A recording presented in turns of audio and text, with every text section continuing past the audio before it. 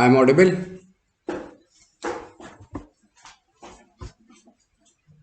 Hello.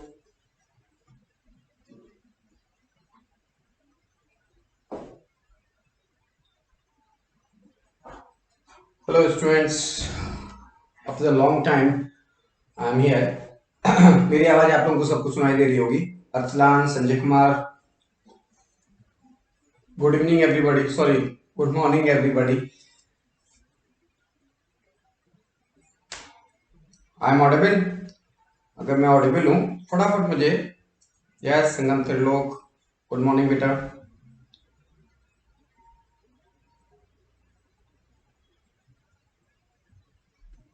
Good morning, everybody.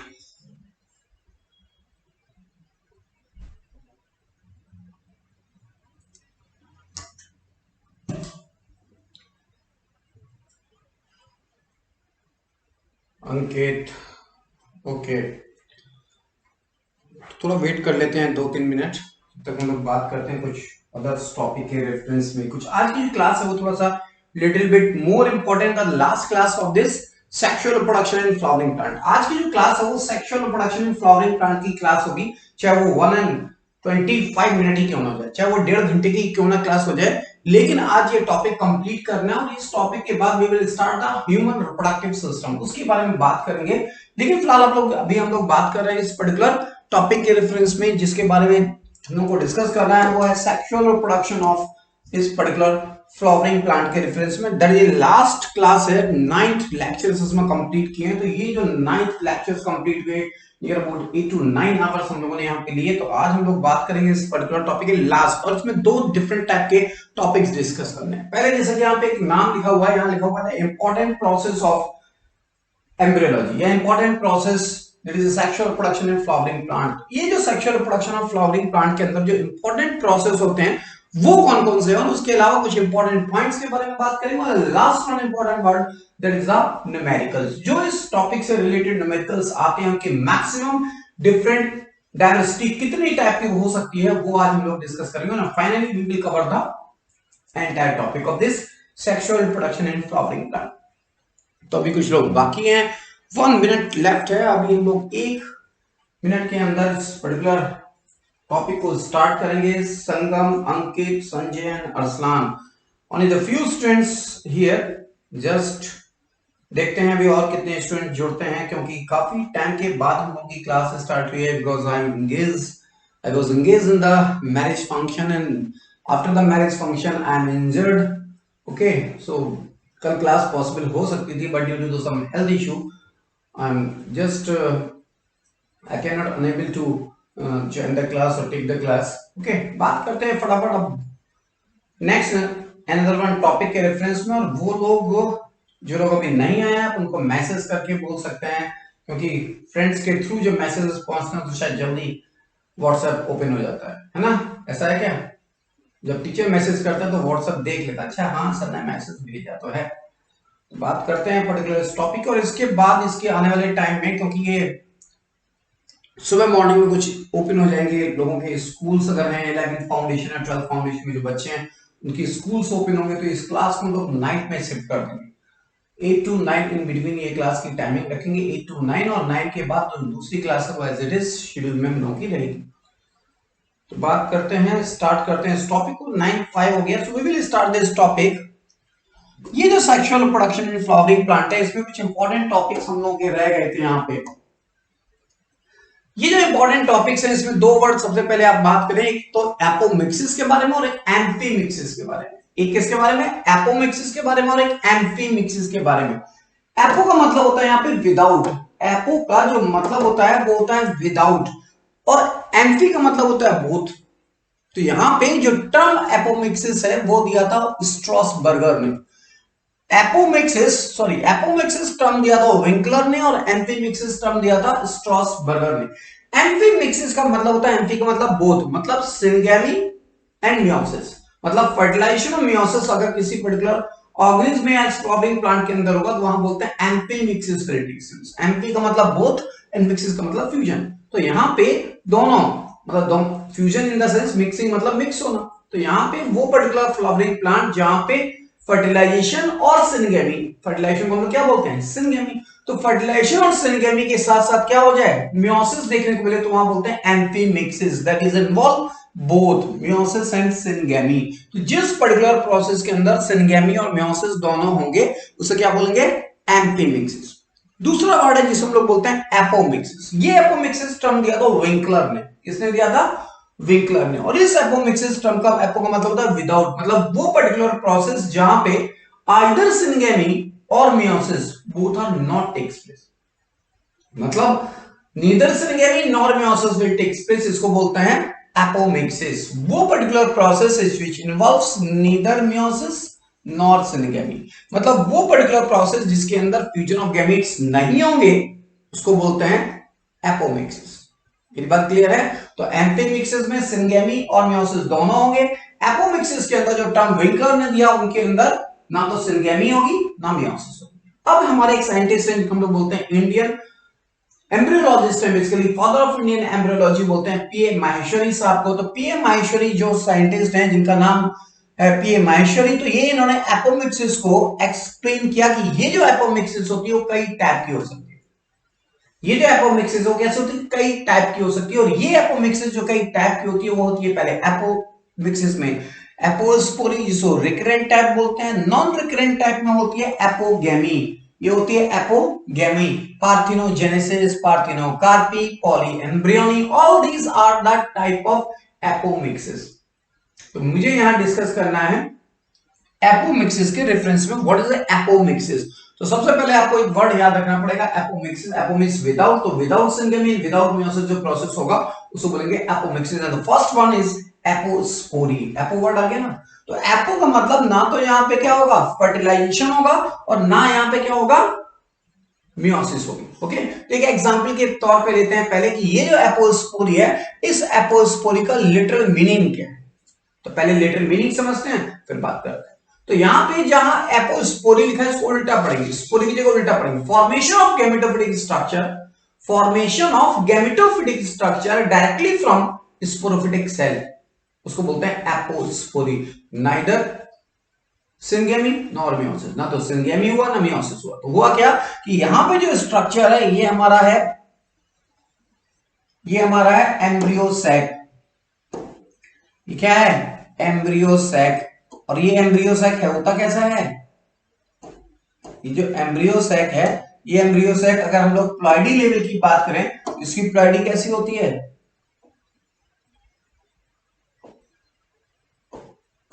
इस particular embryo sac की जो प्लॉइडी होती है वो कैसी होती है, हैप्लॉइड। तो ये क्या हो गया, गैमेटोफिटिक स्ट्रक्चर।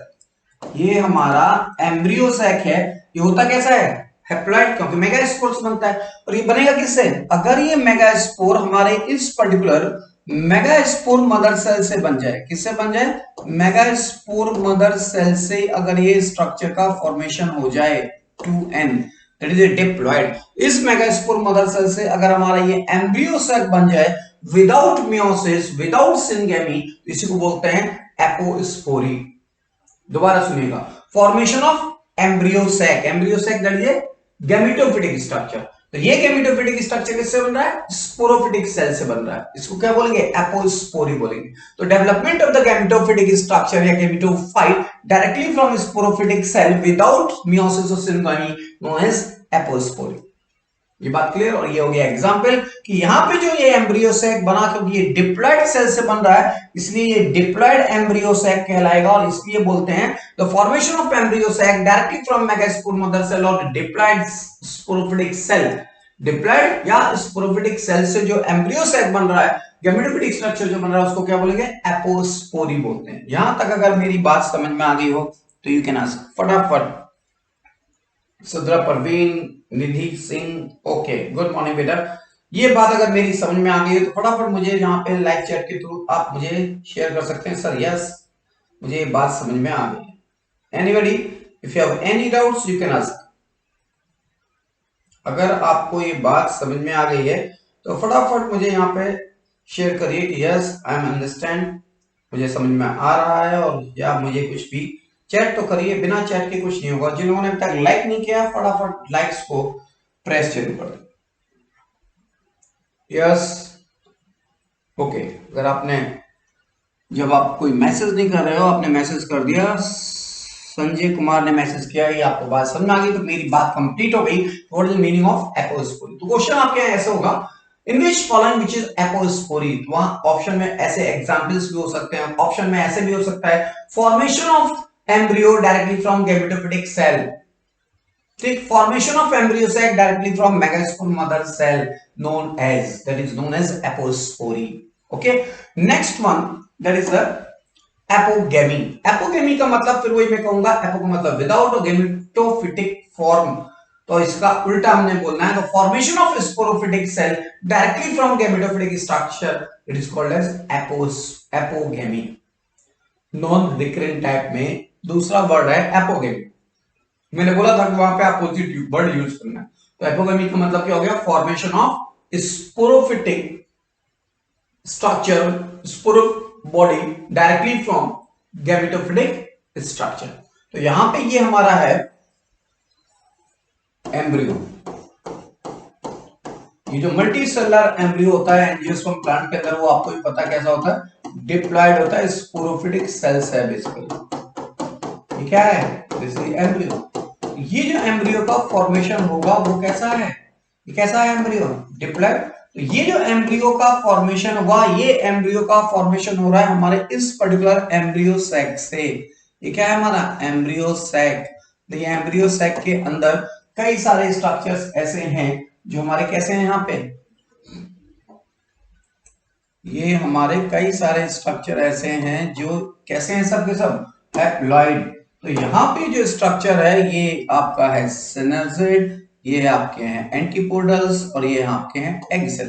तो इस एंटीपोडल से, अगर इस एंटीपोडल से एम्ब्रियो बन जाए तो इसे क्या बोलेंगे? एपोगेमी। अगर इस सिनर्जिड से, अगर इस सिनर्जिड से क्या बन जाए? एम्ब्रियो बन जाए, तो इसे क्या बोलेंगे? एपोगेमी। और अगर इस पर्टिकुलर एग सेल से, इस पर्टिकुलर एग सेल से डायरेक्टली एम्ब्रियो बन जाए तो इसे क्या बोलेंगे? एपोगेमी बोलेंगे। दोबारा सुनिएगा, ये क्या है? एम्ब्रियो, और ये क्या है? Embryo sac. ये है हमारा एम्ब्रियो सेल, जो कैसा होता है? हैप्लॉइड। एन होता है ना, गैमेटोफिटिक सेल है ना, तो formation of sporophytic structure directly from gametophytic cell और गैमेटोफिटिक स्ट्रक्चर। ये जो गैमेटोफिटिक सेल से अगर ये हमारा डायरेक्टली एम्ब्रियो का फॉर्मेशन हो रहा है, स्पोरोफिटिक सेल का फॉर्मेशन हो रहा है, विदाउट सिंगेमी और विदाउट मियोसिस, बिना सिंगेमी के, बिना मियोसिस के अगर हमारा एम्ब्रियो बन रहा है एम्ब्रियो सैक से, तो इसका बोलेंगे नॉन रिकरेंट टाइप में एपोगेमी बोलेंगे। और ये हो गया इसका एग्जांपल। अगर ये एंटीपोडल्स बनाए एम्ब्रियो को तब भी एपोगेमी, सिनर्जिड बनाए तब भी एपोगेमी, और अगर ये एग सेल से बन जाए तो इसे क्या बोलेंगे? अगर ये एग सेल से एम्ब्रियो बनेगा तो इसे भी एपोगेमी बोलेंगे। लेकिन इसका दूसरा नाम क्या हो सकता है? Anybody guess? इसका दूसरा नाम क्या हो सकता है? संजय ने लिखा पहले यस, उसके बाद लिखा no, sorry, okay, yes Arsalan. मैंने क्वेश्चन पूछा कि अगर ये एग सेल से, इस पर्टिकुलर एग सेल से अगर आपका एम्ब्रियो बनता है इसको क्या बोलेंगे? Yes tell me. अगर इस एग सेल से हमारा ये एम्ब्रियो का फॉर्मेशन होता है तो इसको क्या बोलते हैं? Nidhi Singh, Sidra, and there is brother Mohammad Salah, Arsalan, Sanjay, अंकित, त्रिलोक।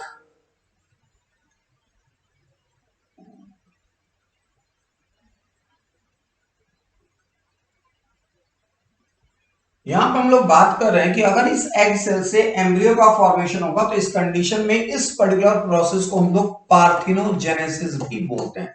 क्या बोलते हैं? पार्थिनोजेनेसिस। तो याद रखिएगा, पार्थिनोजेनेसिस क्या है? एक टाइप का एपोगेमी है।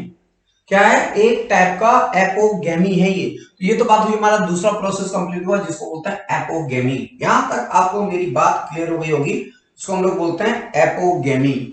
नेक्स्ट पॉइंट की अगर हम लोग बात करें पार्थिनोजेनेसिस की, तो वही मैंने डिफाइन लिखा है, the formation of the development of the embryo directly from egg cell. अगर एग सेल से एम्ब्रियो का फॉर्मेशन होगा तो उसे क्या बोलेंगे? पार्थिनोजेनेसिस बोलते हैं। ये मेरी बात क्लियर है ना? अगर फॉर्मेशन एम्ब्रियो का होगा डायरेक्टली एग सेल से, बिना सिंगेमी, बिना मेयोसिस के, तो उसको बोलते हैं parthenogenesis. That is development of the embryo, that is development of the embryo directly from unfertilised egg, उसको बोलते हैं पार्थिनोजेनेसिस। डायरेक्टली फीमेल गैमीट से, एग सेल से अगर एम्ब्रियो का फॉर्मेशन हो जाए उस कंडीशन उसको बोलते हैं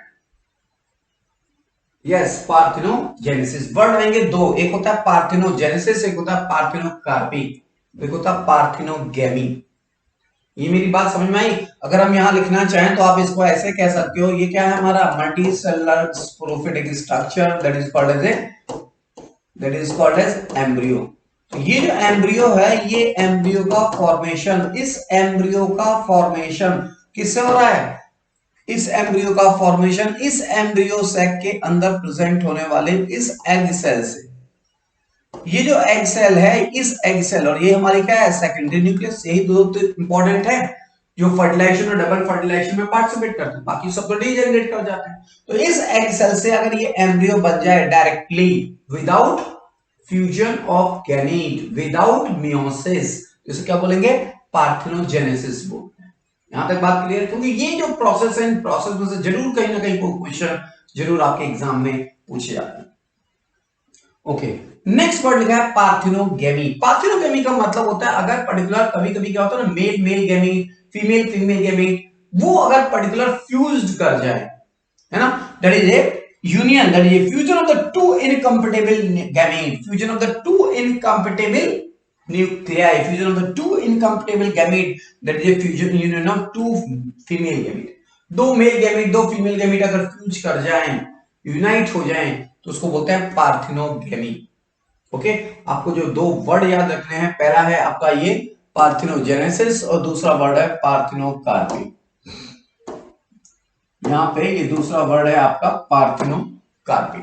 अभी आपने एक वर्ड सुना पार्थिनो, आकाश चौधरी, गुड मॉर्निंग बेटा, very long time, after the long time, not very long time, after the long time, आप बहुत दिनों के बाद यहाँ पे आप दिखाई दिए। Are you fine? आप हेल्दी हो? Okay, good morning Mohammed Salah also. बात करते हैं नेक्स्ट अंडरवन टॉपिक की, जिसका नाम है पार्थिनोकार्पी। पार्थिनोकार्पी, कार्पी का मतलब होता है फ्रूट से रिलेटेड, कार्पल से रिलेटेड, ओवरी से रिलेटेड, है ना। तो यहाँ पे क्योंकि carpel that is unit of gynoecium, तो यहाँ पे वर्ड है, और ये है क्या? Parthenocarpy, that is a type of apomixis, without syngamy, without meiosis के अगर सीडलेस फ्रूट का फॉर्मेशन हो जाए, किसका फॉर्मेशन? सीडलेस फ्रूट फॉर्मेशन हो जाए, तो उसको बोलते हैं parthenocarpy. Development of the seedless fruit without fertilization, तो सीडलेस फ्रूट का formation without fertilization seedless fruit का फॉर्मेशन हो जाए तो उसको बोलते हैं पार्थिनोकार्पी। ये जो पार्थिनोकार्पी है ज्यादातर रेस्ट्रिक्टेड होती है only in the angiosperm plant. Angiosperm plant के अंदर these are the always restricted because on in only angiosperm plant the fruit is present. Only in angiosperm plant only ovary is present, that is fruit is present. अगर angiosperm plant के अंदर ovary है तो fruit बनेगा ना, और अगर वो फ्रूट बनता है और वो सीडलेस बनता है तो उसको बोलते हैं parthenocarpy. Common type of fruits हैं जो सीडलेस होते हैं। आपके यहाँ जो फ्रूट्स मिलते हैं, जैसे एग्जांपल की बात करें तो बनाना, केले के अंदर सीड नहीं होती, इसलिए उसको बोलते हैं पार्थिनोकार्पिक फ्रूट। कभी कभी अब आजकल तो हाइब्रिडाइजेशन का जमाना है, आर्टिफिशियल हाइब्रिडाइजेशन के मेथड के थ्रू भी हम लोग इस पर्टिकुलर पार्थिनोकार्पी को प्रमोट कर सकते हैं। तो ये जो पार्थिनोकार्पी है जिसको बोलते हैं सीडलेस फ्रूट फॉर्मेशन, ये तीन टाइप की हो सकती है। या तो आप हार्मोन डाल दीजिए, या उसके एनवायरमेंटल चेंजेस कर दीजिए, और या फिर हम लोग जेनेटिकल पार्थिनोकार्पी करते हैं bye using the hybridization technique और द म्यूटेशन। पार्थिनोकार्पी तीन टाइप की होती है। इस पार्थिनोकार्पी को नॉल एंड गट्सफसन ने इसको डिस्क्राइब किया, और इन्होंने बेसिकली इंड्यूस पार्थिनोकार्पी को एक्सप्लेन किया। दोबारा सुनिए, मैंने बोला parthenocarpy that is seedless fruit formation without fertilization और without syngamy known as parthenocarpy. ये पार्थिनोकार्पी को नॉल एंड गट्सफसन ने एक्सप्लेन किया, और इसी को इन्होंने बोला दैट इज इंड्यूस्ड पार्थिनोकार्पी। दूसरी चीज, ये parthenocarpy which is always restricted in the angiosperm plant. क्यों? वहां ओवरी होती है, ओवरी तो हमारे जिम्नोस्पर्म में होती नहीं है। जब जिम्नोस्पर्म में ओवरी नहीं होगी तो वहां पार्थिनोकार्पी भी नहीं मिलेगी। तो यहां पे पार्थिनोकार्पी, क्योंकि फ्रूट बनना है। पार्थिनोकार्पी का मतलब क्या है? Seedless fruit formation. तो फ्रूट तो तभी बनेगा जो ओवरी होगी। मेरी बात क्लियर है ना? इसलिए ये एंजियोस्पर्म प्लांट के अंदर ही ओनली देखने को मिलती है। दूसरी चीज कि ये जो पार्थेनोकार्पी है, जैसे मैंने पहले बोला कि ये जेनेटिकली पार्थेनोकार्पी, इन्वायरमेंटल पार्थेनोकार्पी और केमिकल इंड्यूस पार्थेनोकार्पी भी देखने को मिलती है। ये जो जेनेटिकल पार्थेनोकार्पी है, ये बाय म्यूटेशन देखने को मिलेगी, बाय हाइब्रिडाइजेशन भी देखने को मिलती है। ये कुछ स्पेसिफिक जेनेटिकल मेथड्स हैं जिनके थ्रू अगर सीडलेस फ्रूट फॉर्मेशन होगा उसे जेनेटिकल पार्थेनोकार्पी बोलते हैं। जैसे व्हाइटल्स विनिफेरा, सिट्रस मतलब नींबू, अंगूर, इन सब के अंदर, और कुकुरबिट्स, कुकुरबिट्स का मतलब हो गया लौकी, कद्दू, है ना, जो आने वाले टाइम में हम लोगों को खाने हैं, गर्मी के वेजिटेबल्स हैं सारे के सारे। तो ये पर्टिकुलर उन प्लांट के अंदर जेनेटिकल पार्थेनोकार्पी देखने को मिलती है। दूसरा जिसको बोलते हैं इन्वायरमेंटल पार्थेनोकार्पी। इन्वायरमेंटल पार्थेनोकार्पी की अगर हम लोग बात करें तो कुछ प्लांट ऐसे होते हैं जो हिली एरिया में ग्रो करते हैं, कुछ स्पेसिफिक जो और अदर क्लाइमेट में ग्रो करते हैं, उनके अंदर सीड नहीं बनते। लेकिन अगर हम लोग अपने इस पर्टिकुलर प्रयागराज में अंगूर का पेड़ लगाते हैं तो वहां पर वो सीड बन जाते हैं, क्योंकि हमारे यहाँ टेम्परेचर कुछ अलग और हिली में टेम्परेचर कुछ अलग होता है। By changing the temperature, by changing the environmental condition, high और लो टेम्परेचर की वजह से अगर वो सीडलेस फ्रूट बन जाए तो उसे क्या बोलेंगे? एनवायरमेंटल पार्थेनोकार्पी बोलते हैं। ये बात क्लियर है? लेकिन अगर हम प्रयागराज में और इस पर्टिकुलर अंगूर की खेती करना शुरू करें तो पहले तो क्लाइमेटिक कंडीशन फेवर नहीं, और अगर हम उस क्लाइमेटिक कंडीशन के अवॉइड करें उसे, और हम उस जगह पे केमिकल यूज करें like the auxin and gibberellin, अगर हम इस जगह पे क्या यूज करें? केमिकल, ऑक्सिन और जिब्रेलिन, जिनकी कॉस्टली होते हैं। एक्चुअली ये जो केमिकल्स होते हैं बड़े कॉस्टली होते हैं। पूना साइड में, नासिक साइड में मैक्सिमम फार्मर्स अंगूर की खेती करते हैं। एक तो वहां एनवायरमेंटल फेवरेबल कंडीशन होती है, दूसरा उस कमर्शियल क्रॉप को ग्रो करने के लिए, ग्रो कराने के लिए वहां पे केमिकल सब्सटेंस को यूज करते हैं लाइक ऑक्सिन एंड जिब्रेलिन। किसको प्रमोट करने के लिए? पार्थेनोकार्पी को प्रमोट करने के लिए। इसलिए इसको बोलते हैं chemical induce parthenocarpy by using the indole acetic acid, auxin और जिब्रेलिन। तो सबसे इंपॉर्टेंट यहाँ पे वर्ड है केमिकल और केमिकली इंड्यूस पार्थेनोकार्पी, इसको नॉर्दर्न गट्सऑप्शन ने एक्सप्लेन किया। यहां तक मेरी बात क्लियर है? तो फटाफट यहाँ के लिए लाइव चैट के थ्रू मुझे इन्फॉर्म करिए कि यस आपको ये बात समझ में आ गई। यस, आकाश, संजय, अरसलान, निधि, सिद्रा, परवीन, संगम, फटाफट इसके बारे में मुझे इन्फॉर्म करिए कि ये बात आपको यहाँ पे समझ में आ गई है। अगर ये समझ में आ गई है तो फिर हम लोग आगे डिस्कस करते हैं। निधि, सिद्रा,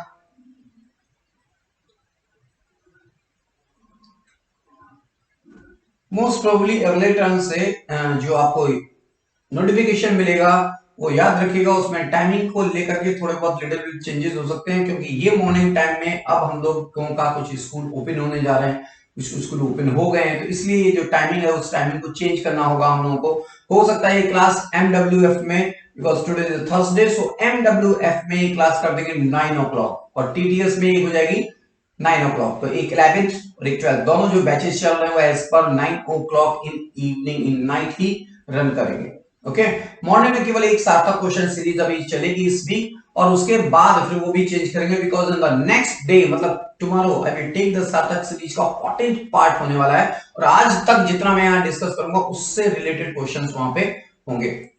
ओके, तो सुंदर परवीन ने बोला क्लियर है। आगे बात करते हैं यहाँ पे नेक्स्ट वन टॉपिक है जिसका नाम है पार्थेनोकार्पी, और पार्थेनोकार्पी के बाद पॉलीएम्ब्रियो। अगर हम इस पॉलीएम्ब्रियोनी की बात करें तो वर्ड को तोड़ दें तो पॉली का मतलब होता है मोर देन वन, और एम्ब्रियो का मतलब, एम्ब्रियोनिक मतलब एम्ब्रियो। अगर किसी प्लांट के अंदर एक ही सीड के अंदर या एक ही सीड के अंदर जब एम्ब्रियो होंगे और एक से ज्यादा एम्ब्रियो बन जाए, वहां पे more than one embryo formation will takes place, that is called polyembryonic. लेकिन जो पॉलीएम्ब्रियोनी है, ज्यादातर हमारे अगर क्वेश्चन आए कि it is A characteristics of, तो क्या बताएंगे? Gymnosperm accept sites. साइटस को छोड़ करके पॉलीएम्ब्रियोनी पूरी जिम्नोस्पर्म का फीचर्स है। लाइक पाइनस के अंदर 2 से 16 तक कॉटिलेडन्स हो सकते हैं, 2 to 16 number of cotyledons present हो सकते हैं। तो यहां पे बात हो रही है पॉलीएम्ब्रियोनी की, तो the occurrence of more than one embryo in a single seed, more than one embryo in a single seed, that is called as a polyembryony. It was discovered by Antony van Leeuwenhoek. Antony van Leeuwenhoek ने इस particular polyembryony को explain किया इन citrus. अगर आपने देखा हो नींबू, संतरा, मौसमी, तो उनके अंदर एक से ज्यादा सीड होते हैं कि नहीं? जब एक से ज्यादा सीड होंगे तो एक से ज्यादा एम्ब्रियो भी होंगे। तो सिट्रस के अंदर बेसिकली इन्होंने क्या किया, इन सिट्रस इन्होंने सीड के अंदर, in a seed the more than one embryo occurrence, that is called as polyembryony. Antony Leeuwenhoek न्यूट्रिएंट सिट्रस प्लांट के अंदर पॉलीएम्ब्रियोनी को एक्सप्लेन किया। And it is the characteristics of mostly gymnosperm and not angiosperm. यहां लिख सकते हैं the characteristics of all gymnosperm, characteristics of all gymnosperm except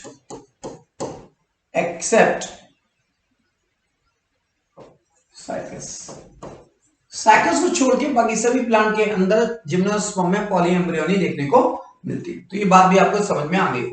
लेकिन ये जो वर्ड नीचे लिखा हुआ है एडवेंटिव पॉलीएम्ब्रियोनी और कहीं कहीं लिखा होता है एडवेंटिव एम्ब्रियोनी, इसका मतलब फटाफट समझिए।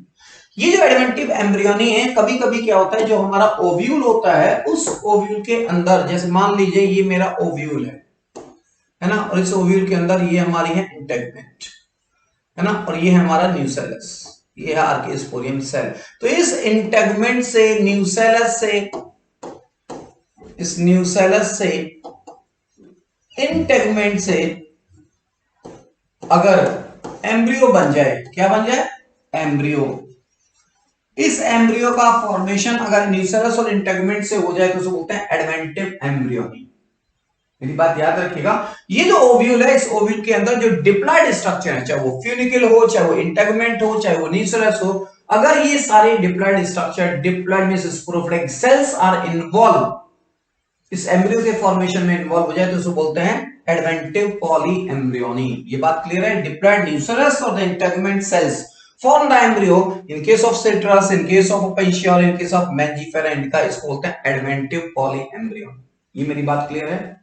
एडवेंटिव का मतलब क्लियर हो गया कि इस पर्टिकुलर ओव्यूल के अंदर अगर कोई भी स्पोरोफिटिक सेल से, चाहे फ्यूनिकल हो, चाहे वो इंटेगमेंट हो, चाहे न्यूसेलस हो, उनसे अगर एम्ब्रियो का फॉर्मेशन होगा तो उसको बोलेंगे एडवेंटिव पॉली एम्ब्रियोनी।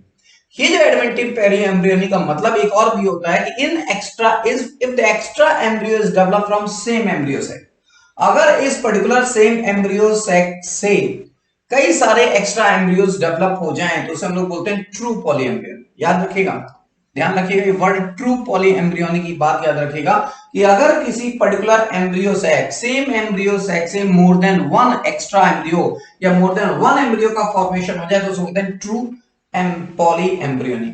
अगर ये एम्ब्रियो डेवलप होते हैं अदर किसी अदर चीज जैसे न्यूसेलस से और इंटेगमेंट से, उसको बोलते हैं फॉल्स पॉली एम्ब्रियोनी।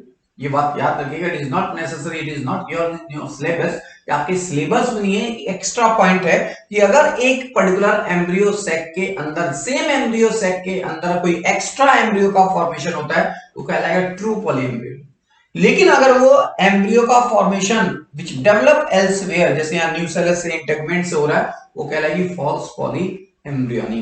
तो ये तो बात हुई इस पर्टिकुलर पॉली एम्ब्रियोनी के रेफरेंस में, जिसको ट्रू और फॉल्स पॉली एम्ब्रियोनी के नाम से हम लोग भी जानते हैं। जैसे Balanophora, extra embryo develop from the endosperm, इस बेलेनोफोरा के अंदर जो एक्स्ट्रा एम्ब्रियो डेवलप हो रहा है, किससे डेवलप हो रहा है, एंडोस्पर्म से।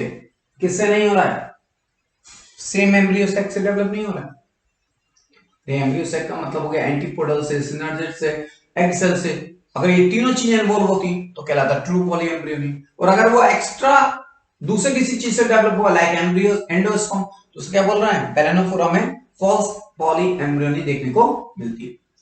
दो ही वर्ड याद रखने हैं आपको, एक वो जिसको बोलते हैं पॉली एम्ब्रियोनी, मोर देन वन एम्ब्रियो का फॉर्मेशन इन सीड। और अगर बात करें एडवेंटिव पॉली एम्ब्रियोनी की, तो ये जो एडवेंटिव पॉली एम्ब्रियोनी है, यहाँ पे एडवेंटिव पॉली एम्ब्रियोनी का मतलब है कि ये इंटेगमेंट और न्यूसेलस एम्ब्रियो को फॉर्म करे, तो बोलते हैं एडवेंटिव पॉली एम्ब्रियोनी। इतनी वर्ड केवल आपको याद रखनी है।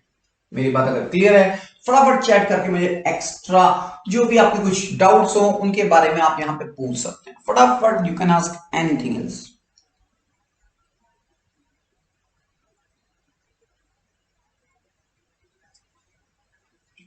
डिप्लोस्पोरी, एक वर्ड आपने अभी यहां सुना था कि मैंने बोला था कि ये जो एम्ब्रियो सैक बनेगा, ये जो एम्ब्रियो सैक का फॉर्मेशन होगा, अगर ये एम्ब्रियो सैक का फॉर्मेशन किससे हो जाए, मेगास्पोर मदर सेल से हो जाए। किससे हो जाए, मेगास्पोर मदर सेल से। तो ये जो मेगास्पोर मदर सेल है जो 2n है, अगर इस मेगास्पोर मदर सेल से डिप्लॉयड एम्ब्रियो सैक बन जाए, क्या बन जाए? डिप्लॉयड एम्ब्रियो सैक, ठीक, तो इसको क्या बोलेंगे? डिप्लोस्पोरी। पहली चीज समझिएगा, अभी एक वर्ड फर्स्ट में जब मैंने टाइप ऑफ एपोमिक्सिस शुरू किया तो वहां पे एक वर्ड आया था एपोस्पोरी, आया था ना। तो ये गैमेटोफिटिक स्ट्रक्चर जिसको बोलते हैं एम्ब्रियो सैक, ये कैसा है? Gametophytic structure. इस एम्ब्रियो सैक का फॉर्मेशन अगर मेगास्पोर मदर सेल से होता है तो उसको क्या बोलेंगे? एपोस्पोरी। लेकिन यहां पे हमने वर्ड थोड़ा सा चेंज किया, यहां बोला diploid embryo sac directly develop from the megaspore mother cell, that is known as diplospore, जिसको गट्सेप्शन ने एक्सप्लेन किया। गट्सेप्शन ने बोला that is development of the diploid embryo sac directly from the megaspore mother cell without meiosis, without syngamete, that is called as डिप्लोस्पोरी। इसी को हम लोग generative apospory भी बोलते हैं। क्या बोलते हैं? जनरेटिव एपोस्पोरी भी बोलते हैं। दैट इज वेरी इंपॉर्टेंट, जो आपके यहां पूछा गया है। तो डिप्लोस्पोरी का मतलब क्या? मतलब इनडायरेक्टली आप कहें तो डिप्लोस्पोरी और एपोस्पोरी एक ही चीज है, थोड़ा सा वर्ड में डिफरेंस है। वर्ड में डिफरेंस ये कि इसको गट्सेप्शन ने जब एक्सप्लेन किया तो उन्होंने बोला कि ये जो मेगास्पोर मदर सेल है तो डिप्लॉयड है, और इससे क्या बन गया? एम्ब्रियो सैक नहीं है, एम्ब्रियो सैक भी तो डिप्लॉयड होगा, इसलिए बोल दिया कि formation of diploid embryo sac directly from the megaspore mother cell known as diplospory which was discovered by Gustafson. तो ये हो गया डिप्लोस्पोरी के बारे में। ओके, नेक्स्ट वर्ड है जिसको बोलते हैं इनकम्पेटिबिलिटी। इनकम्पेटिबिलिटी का मतलब होता है जब पर्टिकुलर गैमीट के अंदर फ्यूजन कैपेसिटी ना हो, इनएबिलिटी ऑफ गैमीट फ्यूज, जब पर्टिकुलर किसी गैमीट के बीच में इनएबिलिटी हो टू फ्यूजन, है ना, उस पर्टिकुलर, और उससे जब आपके गैमीट जो मेल और फीमेल गैमीट है जब वो आपस में फ्यूज ही नहीं करेंगे, which are having unable to develop the offspring, तो ऑफस्प्रिंग तो बनेगी नहीं, तो उसको बोलते हैं इनकम्पेटिबिलिटी, विच में बी इंटरस्पेसिफिक, ठीक, और विच में be the intraspecific, with in the plant और विद इन द स्पीसीज। अगर एक ही प्लांट के बीच में है, विद इन द फ्लावर है, ठीक, बाइसेक्सुअल फ्लावर है, इंट्रास्पेसिफिक, दो डिफरेंट टाइप के फ्लावर के बीच में है, इंटरस्पेसिफिक। तो यहां पे केवल एक बात याद रखनी, एक वर्ड आएगा आगे अभी, इसको बोलते हैं सेल्फ इनकम्पेटिबिलिटी। ये क्या है? इनकम्पेटिबिलिटी। तो इनकम्पेटिबिलिटी का मतलब समझ में, that is having a inability of gamete to fuse and form a viable offspring. अगर ये वायबल ऑफस्प्रिंग नहीं बनता है क्योंकि फ्यूज नहीं करते आपके गैमीट, उस पर्टिकुलर कैरेक्टरिस्टिक्स के रेफरेंस में उसको हम लोग बोलते हैं inability, that is called incompatibility. So inability of gamete to fuse and form a viable offspring or viable seeds, that is called incompatibility। ये जो incompatibility है जिसको हम लोग बोल रहे हैं सेल्फ इनकम्पेटिबिलिटी, ये सेल्फ इनकम्पेटिबिलिटी का मतलब है inability to produce zygote, मतलब वो पर्टिकुलर कंडीशन जहां पे zygote का फॉर्मेशन ना हो पाए, उस पर्टिकुलर प्रोसेस को हम लोग बोलते हैं self incompatibility, that is SI, self incompatibility. इसको दोबारा समझिए, सेल्फ इनकम्पेटिबिलिटी का मतलब है कि उसके पास ऐसे गैमीट हैं जो फ्यूज करने के बाद ज़ायगोट को फॉर्म नहीं कर सकते, विच हैविंग एबिलिटी, इनएबिलिटी को इसलिए मैंने पहले एक्सप्लेन किया, which having a inability to produce zygote after the self pollination. एक कोई बाइसेक्सुअल फ्लावर है, उस बाइसेक्सुअल फ्लावर के अंदर जो पॉलन ग्रेन था वो पर्टिकुलर स्टिग्मा के ऊपर पहुंचा, पॉलन ट्यूब जर्मिनेट की, और उसके बाद जब वो फ्यूजन हुआ तो उसके अंदर फ्यूजन होने के बाद पहले तो फ्यूज नहीं हुआ, which is do not inability to gamete fuse, जब फ्यूज नहीं हुआ तो सीड नहीं बना, फर्टिलाइजेशन नहीं हुआ, ultimately inability to produce zygote, zygote का फॉर्मेशन नहीं हुआ, उसके बगैर हम लोग इसी को, अगर आपको याद हो तो वहां बोला था self stability, do not fertilize own pollen grain, अपने पॉलन ग्रेन के थ्रू उन्होंने अपने को फर्टिलाइज नहीं कर पाया, इसलिए वहां बोला सेल्फ इनकम्पेटिबिलिटी। तो ये जो सेल्फ इनकम्पेटिबिलिटी है, एज फर्टाइल हर्माफ्रोडाइट प्लांट के अंदर, अगर प्लांट के अंदर गैमीट फ्यूज ना कर पाए और ज़ायगोट का फॉर्मेशन ना हो पाए तो उसको बोलते हैं सेल्फ इनकम्पेटिबिलिटी। मेरी बात याद रखना, जब मैंने कॉन्ट्रीवेंसेस ऑफ एलोगेमी पढ़ाया था वहां सेल्फ इनकम्पेटिबिलिटी को लिखवाया था, सेल्फ स्टेबिलिटी को लिखवाया था कि कुछ प्लांट के अंदर पॉलन ग्रेन अपने ही प्लांट को फर्टिलाइज नहीं कर पाते, क्यों? Which having inability of the gamete. Inability का मतलब हो गया कि वो पर्टिकुलर गैमीट जिनके अंदर फ्यूजन की टेंडेंसी नहीं है, ठीक, फ्यूज नहीं कर सकते हैं, अगर फ्यूज करते तो क्या बन जाएंगे? ज़ायगोट बन जाएंगे। मेरी बात क्लियर है? ये तो बात हुई सेल्फ इनकम्पेटिबिलिटी के रेफरेंस में। वही मैंने यहां लिखा है कि ये जो सेल्फ इनकम्पेटिबिलिटी वो क्या कर रहा है, पॉलिनेशन को, सेल्फ पॉलिनेशन को प्रिवेंट करने में हेल्प करता है and promotes the other breeding. आप ऐसे कर सकते हैं कि वो प्लांट जिनके अंदर सेल्फ इनकम्पेटिबिलिटी हो रही है उसने तो सेल्फ पॉलिनेशन को बंद कर दिया, लेकिन प्रमोट किसको कर रहा है, इनडायरेक्टली क्रॉस पॉलिनेशन को प्रमोट कर रहा है। किसको प्रमोट कर रहा है, क्रॉस पॉलिनेशन या अदर प्लांट ब्रीडिंग के प्रोसेस को प्रमोट करेगा, जिससे जायगोट बने, जिससे नए प्लांट बने। दूसरी चीज की ये जो सेल्फ इनकम्पेटिबिलिटी है ये टाइप ऑफ रिप्रोडक्टिव, मतलब एक तरीके का रिप्रोडक्टिव बैरियर है। ये जो रिप्रोडक्टिव बैरियर है जिसके अंदर प्लांट स्पीसीज के अंदर एक रिप्रोडक्टिव बैरियर है जिसकी वजह से जायगोट का फॉर्मेशन नहीं हो पाया। अरे तभी तो रिप्रोडक्टिव बैरियर है ना, अगर जायगोट का फॉर्मेशन हो जाता तो कोई बात नहीं थी। अरे बोलते हैं शादी के दुश्मन है, तो शादी के दुश्मन कौन है, ये सेल्फ इनकम्पेटिबिलिटी प्रोसेस जो वो शादी का दुश्मन है।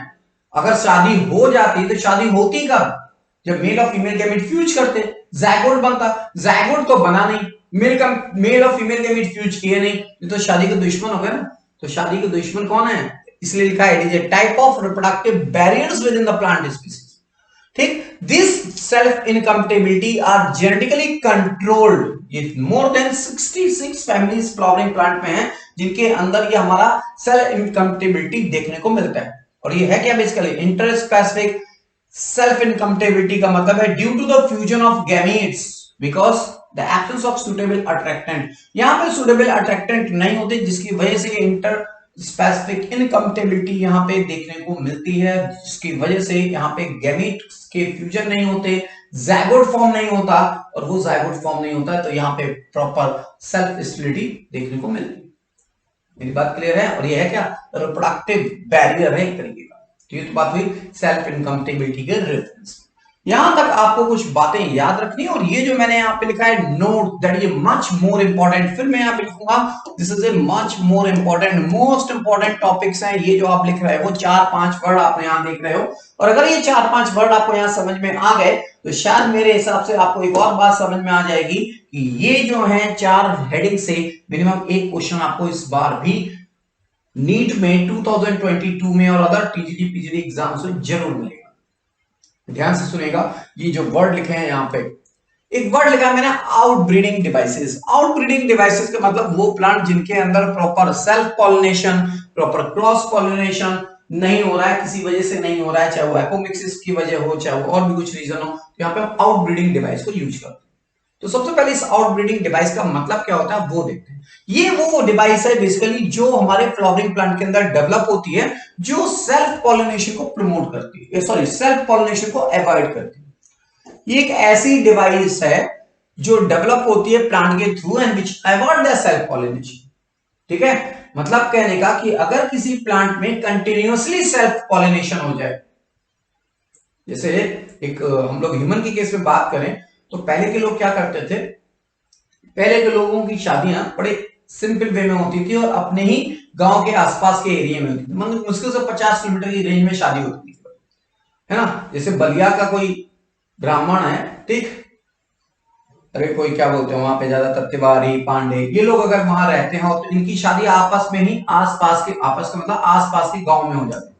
लेकिन बलिया के पंडित की मैरिज या बलिया में शर्मा या तिवारी जी की मैरिज आपके इधर उत्तरांचल में नहीं होती, है ना। लेकिन अब क्या हो गया, मॉडर्न टाइम आ गया, अब क्या हो गया, दे आर फ्री। और ये जो आज की जनरेशन है दे वांट्स, ये क्या चाहती है, मैक्सिमम बेस्ट से बेस्ट फीचर चाहती है। हमारे प्लांट भी क्या चाहते हैं, हमारे जो फार्मर्स है वो भी चाहते हैं कुछ अच्छे प्लांट डेवलप हो, कुछ अच्छे प्रोडक्शन हो, कुछ अच्छा फ्रूट्स बने, अच्छे सीड्स बने, तो उनके लिए आउटब्रीडिंग डिवाइसेस यूज करते हैं। लेकिन अगर वो आउटब्रीडिंग डिवाइसेस में अगर तिवारी की शादी तिवारी में होने लगे, कई जनरेशन तक 50-100 साल तक ऐसा होने लगे, तो जो तिवारी के मेन फीचर्स होंगे वो तो खत्म होने लगे, उनकी जो स्ट्रेंथ होगी वो वीक होने लगी, उनके कैरेक्टरिस्टिक्स फीचर्स रिड्यूस होने लगेंगे। क्यों, क्योंकि वो सेल्फ पॉलिनेशन हो रहा है। तो ये जो आउटब्रीडिंग डिवाइसेस हैं बेसिकली, ये आउटब्रीडिंग डिवाइसेस क्या करती है, सेल्फ पॉलिनेशन को अवॉइड करने के लिए बनाएंगे और क्रॉस पॉलिनेशन को प्रमोट करने के लिए बनाएंगे। तो जब वहां पे क्रॉस पॉलिनेशन को एनकरेज करेंगे तो उसके लिए क्या चाहिए, आउटब्रीडिंग डिवाइसेस। और ये आउटब्रीडिंग डिवाइसेस दे अगर हमारा क्रॉस पॉलिनेशन की जगह सेल्फ पॉलिनेशन कंटिन्यू हो जाए, जो हम अवॉइड नहीं कर पाए किसी वजह से, तो ये क्या हो गया, सेल्फ पॉलिनेशन क्या हो जाए, कंटिन्यू हो जाए। उसकी वजह से क्या होगा, इनब्रीडिंग डिप्रेशन देखने को मिलता है। क्या मिलता है, inbreeding depression. if the continued self pollination results in inbreeding depression. Inbreeding depression एक तरीके का जेनेटिक लोड रिड्यूस हो जाता है जहां पे लॉस ऑफ फिटनेस और स्ट्रेंथ, वो पर्टिकुलर सीड जिनके बीच में सेल्फ पॉलिनेशन हो रहा था वहां इनब्रीडिंग डिप्रेशन देखने को मिलेगा आफ्टर फ्यू जनरेशन। कुछ जनरेशन के बाद क्या होगा, वहां इनब्रीडिंग डिप्रेशन मिलेगा और इस इनब्रीडिंग डिप्रेशन का पर्पज क्या हो गया, which is loss of fitness and strength. उसकी फिटनेस कमजोर हो जाएगी, उसकी स्ट्रेंथ वीक हो जाएगी, वो किस वजह से, इनब्रीडिंग डिप्रेशन की वजह से। तो क्या करना चाहिए, तिवारी जी ने शादी किससे की, वर्मा जी से, वर्मा जी ने किससे की, गुप्ता जी से। तो उनके जो सेल्फ पॉलिनेशन को इन्होंने अवॉइड कर दिया, एक तरीके से प्लांट की बात करें तो सेल्फ पॉलिनेशन को जब उन्होंने अवॉइड कर दिया तो उन्होंने इस आउटब्रीडिंग डिवाइस को अडॉप्ट किया for crop improvement, for crop improvement program को प्रमोट करने लगे। तो ये हमारा एक एक्स्ट्रा आउटब्रीडिंग डिवाइसेस हुई जिससे हम लोग अच्छे पेड़ को, अच्छे प्लांट्स को डेवलप कर सकते हैं। ठीक, दूसरी चीज की, ये जो दूसरा वर्ड है जिसको बोलते हैं पॉलन पिस्टिल इंटरेक्शन। अगर आपको याद हो तो ये हमारा पिस्टिल है, मतलब स्टिग्मा है, और ये हमारा पॉलन ग्रेन है। ये पॉलन ग्रेन जब हमारा यहाँ पे पहुंचेगा तो इसका एक स्पेसिफिक इंटरेक्शन होगा। ऐसा नहीं कि आम के पेड़ के ऊपर मक्के का पॉलन ग्रेन पहुंच जाए, तो एक स्पेसिफिक स्टिग्मा के ऊपर एक स्पेसिफिक पॉलन ग्रेन पहुंचेगा। जेनेटिकली कंट्रोल होता है वो सब कुछ, क्योंकि वो पर्टिकुलर स्टिग्मा एक स्पेसिफिक केमिकल सब्सटेंस को रिलीज करता है, लाइक लेसिथिन। इसलिए बोलते हैं ना कि interaction of the pollen grain with pistil that is genetically control, that is show the chemotropism, वो कीमोट्रोपिज्म शो करता है। ओके, तो यहां पे बात हो रही है इस पर्टिकुलर इसके रेफरेंस में हम लोग यहाँ बात कर रहे हैं, पॉलन पिस्टिल इंटरेक्शन के रेफरेंस में बात कर रहे हैं। ये जो पॉलन पिस्टिल इंटरेक्शन है, ये पॉलन पिस्टिल इंटरेक्शन में होगा क्या कि अगर ये पर्टिकुलर ए है, मान लेते हैं सपोज, ये भी हमारा ए ही प्लांट का पॉलन ग्रेन होगा और ये क्या करेगा, यहाँ जर्मिनेट करेगा लाइक दिस, है ना। और अगर हमारा कोई पॉलन पिस्टिल इंटरेक्शन की अगर हम बात करें, ये है हमारा प्लांट का स्टिग्मा, और इस प्लांट के स्टिग्मा के ऊपर अगर हमारा ये पॉलन ग्रेन यहाँ पहुंच गया, ये गलती से ये पॉलन ग्रेन हमारा यहाँ पहुंच गया, तो यहाँ पे जर्मिनेट नहीं करेगा, ये जर्मिनेट नहीं करेगा। तो ये बेसिकली ये जो पॉलन पिस्टिल इंटरेक्शन है, इसको अगर हम कहें तो ये जो जितने चेंजेस हैं, ऑल सीक्वेंशियल इवेंट, जब वो पॉलन ग्रेन वहां से उड़ के पहुंचा, स्टिग्मा के पहुंचा, वहां पे जब जर्मिनेट किया और उसने मेल गैमीट को रिलीज किया, यहाँ क्या, all sequential events from pollen deposition on the stigma until the pollen tube enters inside the ovule. जब ये पॉलन ट्यूब बनेगी, पॉलन ग्रेन जर्मिनेट करेगा, वो मेल गैमीट को कैरी करके लेके जाएगा, तो उस पर्टिकुलर प्रोसेस तक जो भी सीक्वेंशियल इवेंट्स होंगे उसको बोलते हैं पॉलन पिस्टिल इंटरेक्शन। मेरी बात क्लियर है कि ये जो पॉलन पिस्टिल इंटरेक्शन है, ये पॉलन पिस्टिल इंटरेक्शन का मतलब ये हो गया कि जब हमारा एक तरीके से स्पेसिफिक पॉलन ग्रेन उसी पर्टिकुलर प्लांट के ऊपर जब पहुंचेगा, वो जब जर्मिनेट करेगा तो उसके पास पॉलन ट्यूब बनेगी, मेल गैमीट होंगे और वो अंदर ओव्यूल के अंदर एंट्री करेगी। तो वो सारे जो सीक्वेंशियल चेंजेस होंगे डिपोजिशन लेके और पॉलन ट्यूब के फॉर्मेशन तक, उसको बोलते हैं पॉलन पिस्टिल इंटरेक्शन, विच में भी राइट टाइप और विच में भी रॉन्ग टाइप, विच में भी राइट टाइप और विच में भी रॉन्ग टाइप। अगर ये रॉन्ग टाइप का था, ये बी टाइप का पिस्टिल था और ये वाई टाइप का पॉलन ग्रेन आ गया, तो आ तो गया, जर्मिनेट थोड़ी करेगा, जर्मिनेट नहीं करेगा, पॉलन ट्यूब नहीं की तो पॉलन पिस्टिल इंटरेक्शन नहीं होगा, इसलिए बोलते हैं रॉन्ग टाइप। और राइट टाइप का मतलब ए टाइप का था, ए टाइप के इस पिस्टिल में पहुंचा, जर्मिनेट कर गया, पॉलन ट्यूब बन गई, मेल गैमीट को कैरी कर रहा है, तो इसको बोलते हैं पॉलन पिस्टिल इंटरेक्शन। यहां तक मेरी बात क्लियर है? यहां तक मेरी बात अगर क्लियर है तो फटाफट आप लोग मुझे यहाँ पे चैट के थ्रू इन्फॉर्म जरूर कर दी सर यस आपकी बात मुझे समझ में आ गई। मोहम्मद सलाह, अरसलान, आकाश, परवीन, संजय, अंकित, त्रिलोक, निधि और बाकी वो सारे स्टूडेंट जिनके मैंने नाम नहीं। ओके, फटाफट लाइक चैट के थ्रू मुझे जरूर इन्फॉर्म करें कि यस आपको मेरी बात समझ में आ गई, और जिन लोगों ने अभी तक लाइक्स नहीं किया वो फटाफट लाइक कर दें। यस सदरा परवीन, निधि, आपको बात समझ में आ गई तो फटाफट लाइक चैट के थ्रू यस नो में जवाब दीजिए, क्योंकि आगे भी हम लोगों को बात करनी है।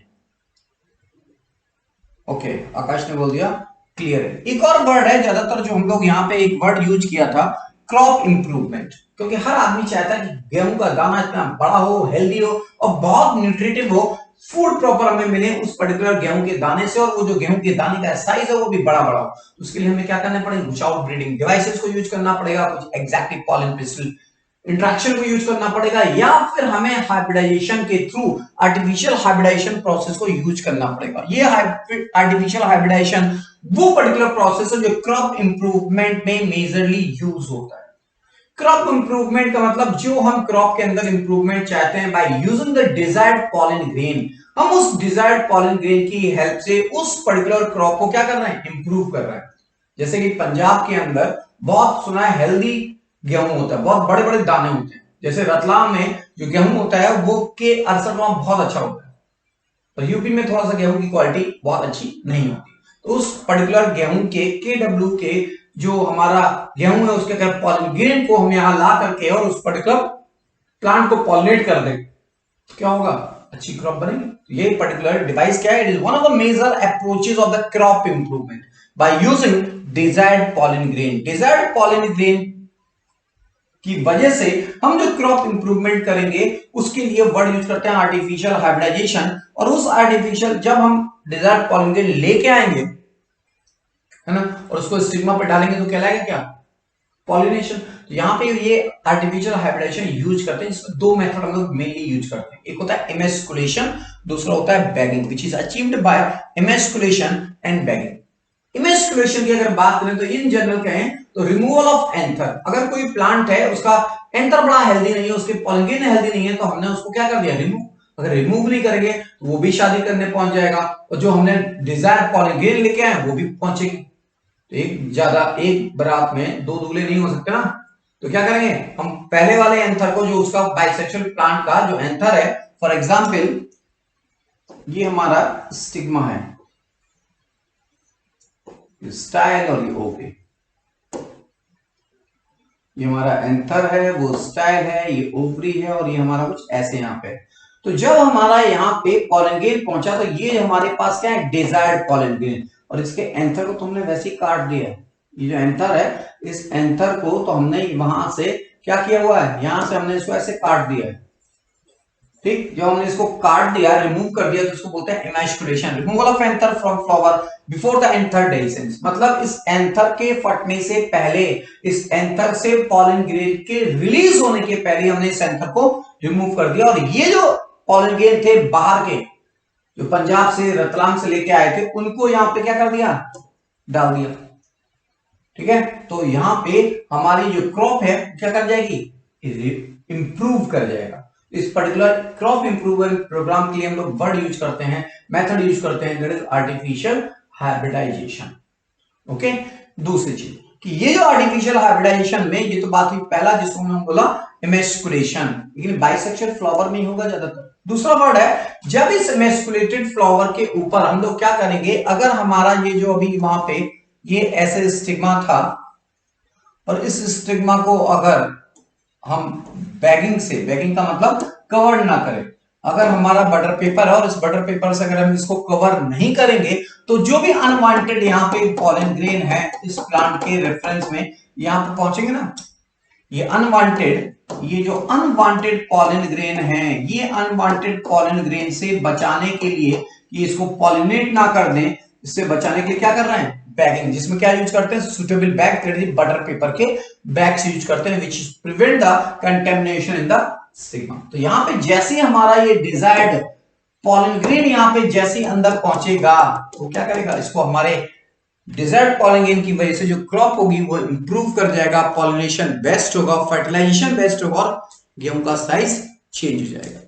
तो इतनी प्रोसेस के बारे में आपको यहाँ पता होना चाहिए। और ये जो प्रोसेस में अभी आपने वर्ड सुने, दोबारा देखिएगा ध्यान से, यहाँ पे जो वर्ड सुने आपने, आउटब्रीडिंग डिवाइसेस क्या होती है, इनका मतलब क्या होता है। आउटब्रीडिंग डिवाइसेस का पर्पस है to avoid the self pollination. अगर हम सेल्फ पॉलिनेशन करते रहेंगे तो हमारी प्लांट के अंदर इनब्रीडिंग डिप्रेशन हो जाएगा, स्ट्रेंथ वीक हो जाएगी, फिटनेस कमजोर हो जाएगी। अल्टीमेटली इसकी वजह से ये हमारे एनिमल्स में भी ऐसे देखने को मिलता है, एनिमल में भी मिलती है आउटब्रीडिंग डिवाइसेस। इसलिए वहां क्या करते हैं, आर्टिफिशियल सीमेन, आर्टिफिशियल नहीं मतलब आर्टिफिशियल मेथड के थ्रू जो बाहर से किसी अच्छे डिजायर्ड सीमेन को यूज करते हैं।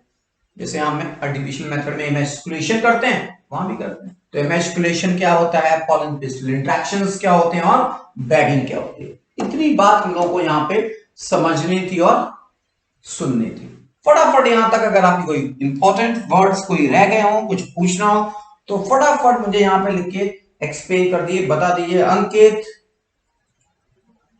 त्रिलोक, अगर यहाँ पे कोई चीज आपकी छूट गई हो, आपको कुछ पूछना हो तो फटाफट यहाँ पे मुझसे आप पूछ लीजिए। Otherwise next important word very much important है, क्योंकि इंपॉर्टेंट इसलिए क्योंकि वो क्वेश्चंस पूछे जाते हैं और यहाँ पे जितने डाइवर्सिटी ऑफ क्वेश्चंस होंगे, मतलब ढेर सारे अलग अलग से क्वेश्चन जो पूछे जा सकते हैं वो मैं यहाँ पे अब डिस्कस करने जा रहा हूँ। फटाफट यहाँ तक अगर कोई आपकी प्रॉब्लम नहीं है मुझे आप यहाँ पे शेयर कर दी कि सर मुझे सब कुछ बात समझ में आ गई है। अब अगली क्लास मतलब अगला जो टॉपिक है उसको हम लोग डिस्कस कर सकते हैं। यस, त्रिलोक, अंकित, अरसलान, सिद्रा,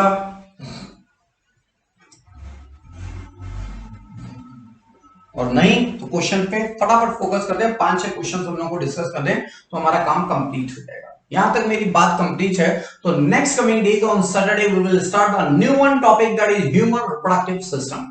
उस ह्यूमन रिप्रोडक्टिव सिस्टम के बारे में बात करेंगे जो हमें यहाँ पे डिस्कस करना है अकॉर्डिंग टू द एग्जाम। और अगर हम एग्जाम के पॉइंट ऑफ व्यू से बात करें, नीट की बात करें तो नीट के अंदर उस ह्यूमन रिप्रोडक्टिव सिस्टम से बहुत कम क्वेश्चंस आते हैं। अभी बात करेंगे आगे सैटरडे को कि एग्जैक्टली उस टॉपिक में कौन कौन से ऐसे टॉपिक है जहां से क्वेश्चंस डिस्कस होते हैं। ओके, तो बात करते हैं यहाँ पे। ओके, आकाश चौधरी ने मैसेज कर दिया कि सर क्लियर है। तो बात करते हैं क्वेश्चन नंबर 1। अगर आपके सामने क्वेश्चन नंबर 1 है तो इसका आंसर जो लोग दे सकते हैं फटाफट वो 2 मिनट के अंदर मुझे आंसर सेंड करें। मैं क्वेश्चन जब तक एक्सप्लेन करता हूं। एक मेल फ्लावर है जिसके अंदर हेक्साप्लॉइड है। वो हेक्साप्लॉइड का मतलब वो 6x है एक तरह से, या 6n लिख सकते हैं क्योंकि यहां पे मैंने n लिखा है तो यहां कह सकते हैं कि जो मेन प्लांट है वो कैसा है 6n, मतलब हेक्साप्लॉइड है। और उसकी मैरिज होती है ऐसे फीमेल प्लांट से जो कैसा है ऑक्टाप्लॉइड, मतलब 8n। मेल है 6n और फीमेल कैसी है 8n। जब ये बेसिकली फ्यूज करेंगे, शादी होगी, तो यहां पे find out the ploidy nature of embryo and endosperm, मतलब शादी के बाद जो एम्ब्रियो बनेगा और जो एंडोस्पर्म बनेगा उसका प्लॉइडी लेवल क्या होगा ये मुझे बता दीजिए फटाफट। अगर आपको नहीं आएगा तो मैं इसको एक्सप्लेन करूंगा जस्ट विद इन 1 मिनट। देखिए कितने लोग इसका आंसर सही दे पाते हैं। यस, आप लोगों में से ऐसे कितने लोग हैं जो इसका आंसर सही दे पाते हैं ये मुझे बता दीजिए, क्योंकि आप लोगों में कई सारे लोग ऐसे भी हैं जो शायद बीच बीच में लाइव चैट के थ्रू कोई भी रिप्लाई नहीं करते, और आप लोगों में कुछ ऐसे लोग भी हैं जो बीच बीच में ड्रॉप कर देते हैं क्लास को। तो वो मुझे नहीं मालूम क्यों ड्रॉप करते हैं, बस ये पता कि यहाँ पे मैक्सिमम लोग जो बैठे हैं विच इज मोर सीरियस, जो अपने गोल को टारगेट को अचीव करने के लिए यहाँ पे क्लास ज्वाइन कर रहे हैं। ओके, यहां पे फटाफट मुझे क्वेश्चन का आंसर बता दिए कि ये इसका आंसर क्या होगा। अभी तक किसी ने मुझे आंसर सेंड नहीं किया। अगर विद इन 1 मिनट आपने आंसर सेंड नहीं किया तो I will explain this question. Male flower है, हेक्साप्लॉइड, फीमेल फ्लावर, ऑक्टाप्लॉइड, दोनों की शादी होगी तो पूछा गया है एम्ब्रियो और एंडोस्पर्म कैसा होगा। ठीक है, कभी कभी क्या होता है जब आप क्वेश्चन सॉल्व करते हो तो क्वेश्चन में जो दिया गया है, जो बोला गया है उसको एक साइड लिख लेना चाहिए, और जो बनाना है जिसका आंसर जाना है वो एक साइड लिख लेना। तो आपको क्लियर तो होगा कि ये जो मैंने निकालना है ये बनेगा कैसे। बात समझ में नहीं, मतलब एम्ब्रियो और एंडोस्पर्म कब बनेंगे वो पता होना चाहिए। मेल और फीमेल प्लांट कैसे हैं ये तो पता ही आपको। एम्ब्रियो होगा 7n, पता नहीं मेरे लाल होगा कि नहीं, वो तो अभी आगे पता लगेगा। 7n होगा। तो एंडोस्पर्म कैसा होगा ये और बता दे आकाश, फिर हम लोग फटाफट आगे बात करते हैं, क्योंकि 7n तो यहां भी है और यहां भी है, ए और सी दोनों में 7n। चलिए सुनिए, ध्यान से सुनिएगा ये क्वेश्चन। ये जो हमारा मेल है, ये मेल कैसा है 6n है, मतलब हेक्साप्लॉइड है। और जब इसके अंदर गेमिटोजेनेसिस होगी, डायरेक्ट बात करते हैं क्या होगी गेमिटोजेनेसिस, तो 2 मेल गैमीट बनेंगे, 2 मेल गैमीट बनेंगे। तो वो गैमिटोजेनेसिस हो रही है, मियोसिस के बाद बनते हैं।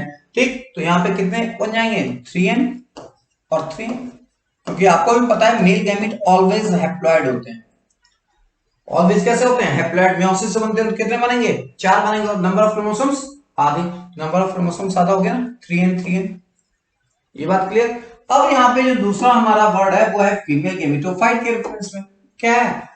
Female gametophyte. और ये जो फीमेल गेमेटोफाइट है, अगर इस फीमेल गेमेटोफाइट की बात करें तो ये तो एक्टाप्लॉइड है, 8n है। कितने हैं इसके अंदर? 8n। और जब इसके अंदर 8n है तो यहां पे जब एम्ब्रियो सैक बनता है, क्या बनता है? एम्ब्रियो सैक, है ना। तो एम्ब्रियो सैक में तो फीमेल गैमीट होता है, फीमेल गैमीट। जब इस फीमेल गैमीट की बात आती है तो आपको भी पता है कि एम्ब्रियो सैक के फॉर्मेशन किससे होता है? मेगास्पोर से। तो मेगास्पोर बनता किससे है? मेगास्पोर मदर सेल से। किससे? मियोसिस से। तो यहां पर एम्ब्रियो सैक ऑलवेज हैप्लॉइड होगा ना। तो हैप्लॉइड का मतलब ये 8 है, तो यहां क्या हो जाएगा? 4 है। तो फीमेल गैमीट कैसा हो गया? 4 है। और यहां पे जो सेकेंडरी न्यूक्लियस है, जो सेकेंडरी न्यूक्लियस है वहां 4n+4n। अगर ये बात समझ में आ गई हो तभी आपको आंसर क्लियर होगा। देखिए यहां पे अगर हम लोग एम्ब्रियो सैक को बनाएं तो ये हमारा एम्ब्रियो सैक है। और ये एम्ब्रियो सैक के अंदर अगर आप गौर से देखो तो ये एम्ब्रियो सैक के अंदर एंटीपोडल्स, ये हमारे दो न्यूक्लियस, ये एग सेल और ये सिनर्जिड। ऐसे होता है एम्ब्रियो सैक। ये जो एम्ब्रियो सैक है, ये एम्ब्रियो सैक कैसा है? हैप्लॉइड। लेकिन ये हैप्लॉइड है वो किसकी वजह से? ये जो फीमेल गेमेटोफाइट के अंदर है 8 है। जब यहां पे मेयोसिस होगी तभी तो एम्ब्रियो सैक बनेगा, मतलब मेगास्पोर बनेंगे। मेगास्पोर के अंदर माइटोसिस होगी तभी तो एम्ब्रियो सैक बनेगा। तो ये अगर 4n बना मेगास्पोर तो ये भी तो 4n होगा। और अगर ये 4n है तो फीमेल गैमीट भी 4n और सेकेंडरी न्यूक्लियस 4n+4n। यहां तक बात क्लियर। अब जब ये बनना क्या है? एम्ब्रियो। तो जब ये मेल गैमेट इस पर्टिकुलर फीमेल गैमेट के साथ फ्यूज करेगा तभी तो जायगोट बनेगा। इस जायगोट से क्या बनता है? एम्ब्रियो। यहां क्या हो जाएगा? यहां हो जाएगा 3n+4n। अरे ये 3n यहां से आएगा मेल गैमेट से और 4n कहां से आएगा? फीमेल गैमेट से। तो जायगोट या एम्ब्रियो कैसा हो गया? 7n। तो यहां 3 ऑप्शन है 7n के। 7n में था एम्ब्रियो और एंडोस्पर्म। बी ऑप्शन तो हो ही नहीं सकता क्योंकि पहले एम्ब्रियो पूछा बाद में एंडोस्पर्म पूछा। तो ये क्या हो गया? 7n। तो इन दो में से ही ऑप्शन होंगे। तो यहां 7n यहां भी है, 7n यहां भी है। अब बात करते हैं इस एंडोस्पर्म की। तो ये जो फीमेल गैमीट है, ये जो आपका सॉरी मेल गैमीट है, ये मेल गैमीट जब इस पर्टिकुलर सेकेंडरी न्यूक्लियस से फ्यूज करता है तब बनता है ना प्राइमरी एंडोस्पर्म न्यूक्लियस, या बनता है एंडोस्पर्म। तभी बनेगा ना जब दूसरा मेल गैमीट इस सेकेंडरी न्यूक्लियस के साथ फ्यूज करेगा। तो क्या हो गया? 3n+4n+4n+3n कितना हो गया? It is called 11n। तो यहां पे जो पहला ऑप्शन है first one is correct, that is 7n and 11n। ठीक है, इसका आंसर आ गया 7n and 11n। ये हो गया आपका क्वेश्चन नंबर फर्स्ट। इसको कैसे डिस्क्राइब करना है वो मैंने यहां पे एक्सप्लेन किया। फिर भी कोई डाउट हो, कुछ पूछना हो तो फटाफट पूछिए। फिर भी अगर आपको कुछ डाउट हो, कुछ पूछना हो, सो यू कैन आस्क। फटाफट आप मुझसे ये चीजें यहाँ डिस्कस कर सकते हैं। सर इसका मतलब क्या है या इसका आंसर क्या हो। आंसर मैंने एक्सप्लेन कर दिया 7 और 11। बहुत पहले क्वेश्चन नीट में और कई सारे एग्जाम में पूछे जाते हैं। ओके, ये हो गया question number 1। Next another one, question number 2। ये टाइप के क्वेश्चन मैंने शायद करा दिए हैं, फिर भी यहाँ पे एक बार फिर मैं फर्दर यहाँ पे आपको एक्सप्लेन करूंगा। इन angiosperm plant 12 number of chromosomes हैं रूट के अंदर। एंजियोस्पर्म प्लांट की रूट जो होगी, स्टेम जो होगा, लीफ होगा, वो कैसी होगी? 2n। तो यहाँ 2n इज इक्वल टू 12। तो पूछा क्या है? एंडोस्पर्म में क्रोमोसोम्स नंबर, एम्ब्रियो में और एम्ब्रियो सैक के अंदर क्रोमोसोम्स नंबर कितने होंगे। तो आपको ये पता होना चाहिए कि एम्ब्रियो सैक कैसा होगा, एम्ब्रियो कैसा होगा और एंडोस्पर्म कैसा होगा। तो यहाँ पे क्रोमोसोम्स नंबर, क्योंकि एम्ब्रियो सैक होता है हैप्लॉइड, एम्ब्रियो होता है डिप्लॉइड और एंडोस्पर्म होता है ट्रिप्लॉइड। यहाँ 2n इज इक्वल टू कितना हो गया? 12। 2n इज इक्वल टू कितना हो गया? 12। जब यहाँ 2n इज इक्वल टू 12 है, जब 2n इज इक्वल टू 12 है तो n इज इक्वल टू कितना आएगा? 6। तो मतलब 6 किसमें है? इसमें। तो यही सही होना चाहिए, क्योंकि 6 2n equal to 12 and 3n equal to 18। तो पहला आंसर इसका करेक्ट होगा।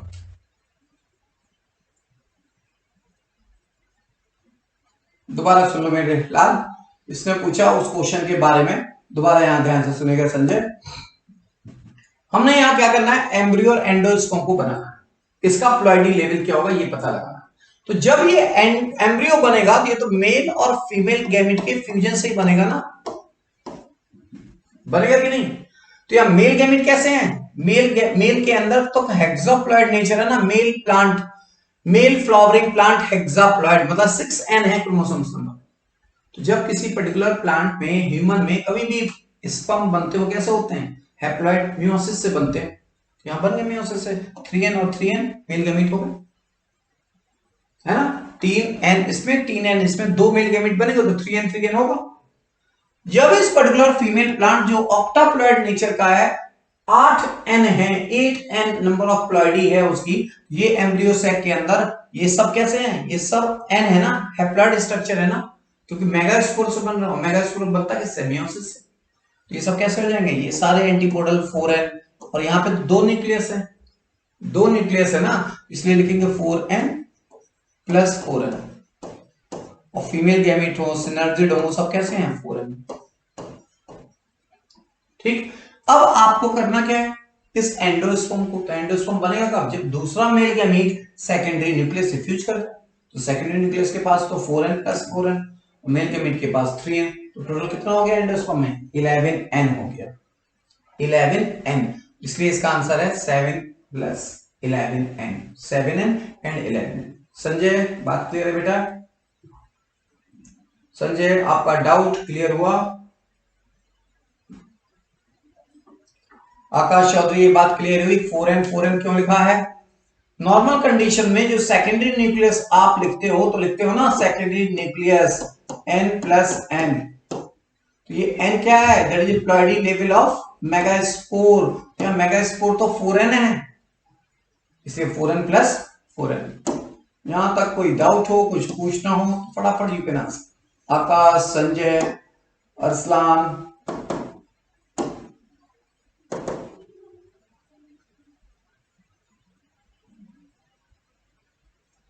नेक्स्ट क्वेश्चन नंबर 2 भी क्लियर हो गया होगा, है ना। क्वेश्चन नंबर 2 के बाद बात करते हैं।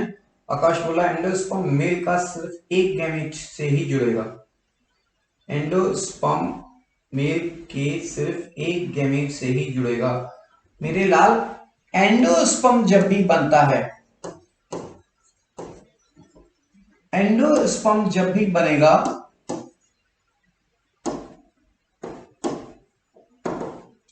ये एंडोस्पर्म जब भी बनेगा तो ये एंडोस्पर्म किसकी वजह से बनता है, ये एंडोस्पर्म का फॉर्मेशन डबल फर्टिलाइजेशन से होता है ना, डबल फर्टिलाइजेशन। तो डबल फर्टिलाइजेशन का मतलब क्या, जो दूसरा मेल गैमीट होता है, एनदर मेल गैमीट, जब ये एनदर मेल गैमीट किसे फ्यूज कर जाता है, सेकेंडरी न्यूक्लियस से, सेकेंडरी न्यूक्लियस के साथ जब फ्यूज करता है तभी तो आपका बनता है एंडोस्पर्म। तो आपके एनदर मेल गैमीट में कितना क्रोमोसोम्स था, कितनी प्लॉइडी थी, 3n, और यहां सेकेंडरी न्यूक्लियस में कितना था, 4n प्लस 4n, तभी तो आपका आ गया एंडोस्पर्म में 11n। Next question number 3। Yes, question number 3 का आंसर फिर आपको देना है। ये क्वेश्चन भी मैंने वैसे ही बनाया जैसे क्वेश्चन नंबर 2 था। यहां लिखा है कि इस पर्टिकुलर प्लांट के अंदर, एंजियोस्पर्म प्लांट के अंदर 16 नंबर ऑफ क्रोमोसोम्स हैं। प्लांट का मतलब क्या, diploid, that is 2n equal to 16, तो n इक्वल टू 8। पूछा किस केस में, number of chromosome in female gamete, female gamete का मतलब n, मेल गैमीट मतलब n, और फीमेल गैमेटोफाइट, इसको आप लोग क्या बोलते हैं, एम्ब्रियो सैक, एम्ब्रियो सैक, वहां पे कैसा होगा, हैप्लॉइड। तो 8 8 8, यहां पे ऑप्शन होना चाहिए 8 8 और 8, तो आंसर होगा इसका दिस वन, 8 8 और 8, हो गया क्वेश्चन नंबर 3 का बी, क्वेश्चन नंबर 3 का B. Okay, question number third का बी। यहां तक अगर आपको कोई डाउट हो, कुछ पूछना हो, फटाफट you can ask from here. ये क्वेश्चन है नेक्स्ट स्टेप कि जो क्वेश्चंस आने वाले हैं वो क्वेश्चन से थोड़े से डिफरेंट हैं, इसलिए तीसरा आपका डाइवर्सिटी है क्वेश्चन के फॉर्म में कि 3 अलग अलग लेवल से क्वेश्चन पूछे गए। ठीक है बच्चा। नेक्स्ट क्वेश्चन नंबर, इस पर्टिकुलर क्वेश्चन को आगे डिटेल करने के लिए फॉर्मूले आपको याद रखने होंगे। मैंने इसके बारे में पहले भी आपको डिस्क्राइब किया कि अगर नंबर ऑफ पॉलन ग्रेन बनाने हो, number of pollen grain find out करने हो, तो एक फॉर्मूला है number of meiosis equal to n/4। n मतलब number of pollen grain.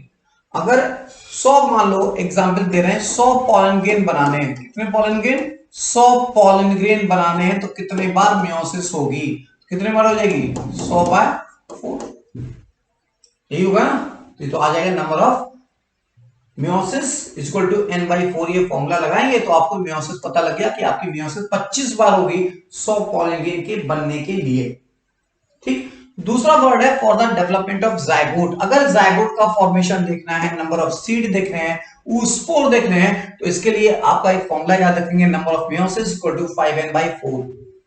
Number of meiosis equal to 5n/4, या आप ऐसे भी याद रख सकते हैं n/4 प्लस n। ठीक। नंबर n का मतलब है number of seed, number of zygote, number of oospore. ये दोनों फॉर्मूले अगर याद होंगे तो अगले क्वेश्चन के आंसर आ जाएंगे। इंप्लीमेंट करते हैं इसको। यहां पे क्वेश्चन है find out the number of meiosis to the formation of 224 microspore. 224 microspore के लिए कितनी बार मेयोसिस होगी? 224 माइक्रोस्पोर के फॉर्मेशन के कितनी बार मेयोसिस होगी? तो फॉर्मूला क्या था? Number of meiosis equal to n/4, where n is the number of microspore. 224 number of microspore है, 4 से मल्टीप्लाई करेंगे, 4 से डिवाइड करेंगे तो हो जाएगा 4×5 = 20 और 4×6 = 24। 56 बार मेयोसिस होगी, जिससे हमारे 224 बनेंगे। तो इसका आंसर आ गया फर्स्ट। फॉर्मूला केवल अप्लाई करना था। कौन सा? Number of meiosis is equal to n/4। यहां तक मेरी बात क्लियर है? यहां तक मेरी बात क्लियर है आपको? अगर बात क्लियर है तो फिर आगे बात करते हैं नेक्स्ट अंडरलाइन क्वेश्चन की। क्वेश्चन नंबर 5 यहां लिखा है कि how many seed develop if the number of meiosis approximately 194। अगर किसी पर्टिकुलर प्लांट के अंदर 194 बार मेयोसिस होती है तो कितने सीड बनेंगे? कितने सीड बनेंगे? अगर इस पर्टिकुलर सीड के जब फॉर्मेशन हो रहा है उसमें 194 टाइम्स मेयोसिस हो रही है, तो यहां फॉर्मूला लिखेंगे नंबर ऑफ सीड या नंबर ऑफ मेयोसिस। पहले लिखेंगे number of meiosis in seed और जायगोट। जायगोट और सीड के फॉर्मेशन के लिए जो नंबर ऑफ मेयोसिस है वो कितनी है? That is n/4, that is 5n/4। यहां लिखेंगे n का मतलब क्या है? Number of seed. तो यहां आपको फाइंड आउट क्या करना है? How many seed develop. तो यहां पे 5n/4 इक्वल टू 194। तो क्या आ जाएगा? 5n इक्वल टू 4 चौको 16 और 9 चौको 4 36 37 और 4 4 और 3 7। आई थिंक ये आएगा डिवाइडेड बाय, ये आ गया 5n इक्वल टू 776, है ना। तो n की वैल्यू फाइंड आउट कर लेंगे, that is 776 divided by 5। Yes, calculate करिए बच्चा। इसको कैलकुलेट करेंगे तो क्या आएगा? दैट इज 5, है ना।